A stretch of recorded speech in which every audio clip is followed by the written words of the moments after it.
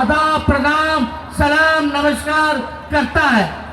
और आप सब लोग यहाँ संविधान लोकतंत्र को बचाने के लिए एकजुट हुए हैं और भाजपा एनडीए की सरकार को उखाड़ फेंकने के लिए एक हुए हैं और नया बिहार बनाना है जहाँ सबकी बात होगी, चाहे कोई हमारे जात के भाई हो, चाहे कोई वर्ग के हो, चाहे कोई धर्म के हो। अब बिहार 20 साल सह लिया। बिहार में गरीबी, बेरोजगारी, पलायन, शिक्षा, चिकित्सा सब चौपट। आप देखिएगा ना कोई कारखाना है, ना शुगर मिल खुल रहा है, ना कोई इंडस्ट्री आ रहा है। हमारे बिहार के नौजवान पढ़ लिख करके भी डिग्री लेकर के बेरोजगार है। बिहार ने हमारे बिहार के भाइयों की जवानी को बर्बाद करने का काम किया है। हमारी सरकार महागठबंधन की थी तो 5 लाख नौकरी तेजस्वी ने आप लोगों को, बिहार के लोगों को दिया था। अब पढ़ाई, दवाई, कमाई, सिंचाई, सुनवाई और कार्रवाई वाली आज पूरे बिहार में भ्रष्टाचार ही भ्रष्टाचार है। ब्लॉक चले जाइए, थाना चले जाइए, बिना घूस दिए हुए कोई काम नहीं होता है। अपराध बढ़ गया है, घोटाले ही घोटाले हो रहे। 80,000 करोड़ का घोटाला हुआ, बिहार सरकार हिसाब किताब नहीं दे रही है। इसलिए तेजस्वी और राहुल जी और नेता आपकी आवाज को बुलंद करने आए। लेकिन बड़बिघा के दोस्तों, आप तो जानते हैं हमारे मुख्यमंत्री जी अपेक्षित है, सबको साथ लेके चलेंगे और नया बिहार बनाने का काम करेंगे। ज्यादा कुछ हम नहीं कहेंगे, लेकिन बड़बिघा के लोगों से हम पूछना चाहेंगे, हम बिहारी लोग हैं, मेहनती कौम है, लेकिन जब हमारी सम्मान और प्रतिष्ठा की बात आएगी या कोई हमको ठगने का कोशिश करेगा या बिहारियों को बेवकूफ बनाएगा या चुनाव आयोग मोदी जी मिलकर के हम बड़बिघा बिहार के लोगों को अगर चूना लगाएंगे तो हम कह देना चाहते हैं भाजपा और इलेक्शन कमीशन के लोगों को, बिहारी लोग चूना जो है खैनी में रगड़ देता है। एक बिहारी सब पर भारी। आप बता, कोई 2 आदमी तय करेगा गुजराती कि कौन बिहार में वोट देगा कौन नहीं देगा, ये कौन तय करेगा? ये गुजराती तय करेंगे 2।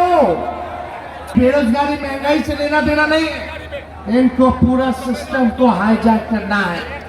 ये लोग लोकतंत्र को खत्म करके राजतंत्र को लागू करना चाहते हैं। इसलिए बड़बिघा के भाइयों, जात पात भूल करे, अपने संविधान को बचाने का काम करे।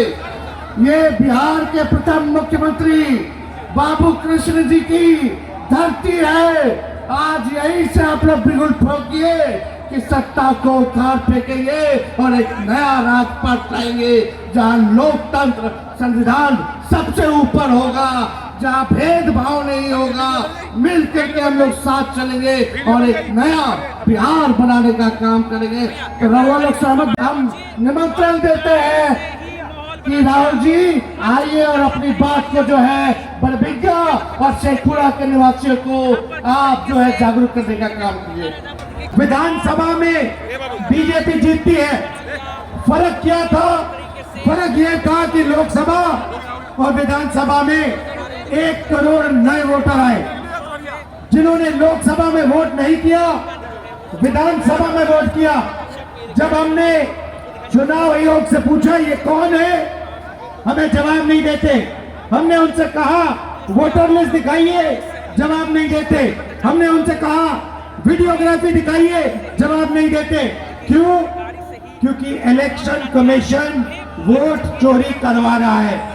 कर्नाटक में बेंगलोर सेंट्रल सीट में हमने थोड़ी गहराई में देखा, एक असेंबली में 1 लाख वोटर फर्जी वोटर मिले। बीजेपी चुनाव हार रही थी, लोकसभा का चुनाव हार रही थी, 1 लाख फर्जी वोटर मिले और वो चुनाव 30,000 वोट से जीते।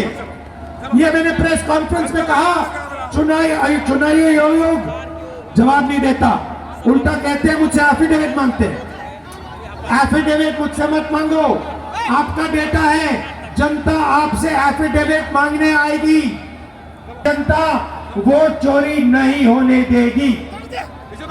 भाई और बहनों, विकास के बारे में आप जानते हो, यहाँ पे 20 साल से सरकार है, नीतीश जी की सरकार है और तेजस्वी जी, अब देखिए रिकॉर्ड में आएगा एक दिन कि पिछला चुनाव बिहार का भी इन्होंने चोरी किया था। ये भी आएगी सच्चाई, ये बाहर आएगी। और जब ये सच्चाई बाहर आएगी, मैं आपको कह रहा हूं, ये जो इलेक्शन कमीशन के लोग हैं, इनको भूलना नहीं चाहिए। इनके खिलाफ हमारी सरकार कार्रवाई करने जा रही है। भाई और बहनों, आपको रोजगार नहीं मिलता, बिजली के बिल फर्जी आते हैं, महंगाई बढ़ती जाती है, 65 लाख वोटर आपके काटे जा रहे हैं। सही बात है। बस ये नहीं अलाउ करना, इसलिए हमने ये यात्रा शुरू की है। पूरे बिहार में ये यात्रा जाएगी और बिहार का हर युवा कहेगा वोट चोर, वोट चोर, वोट चोर। दिल से आपका धन्यवाद। अंत में जो बाबूजी, उनकी हम याद करते हैं, दिल से धन्यवाद करते हैं।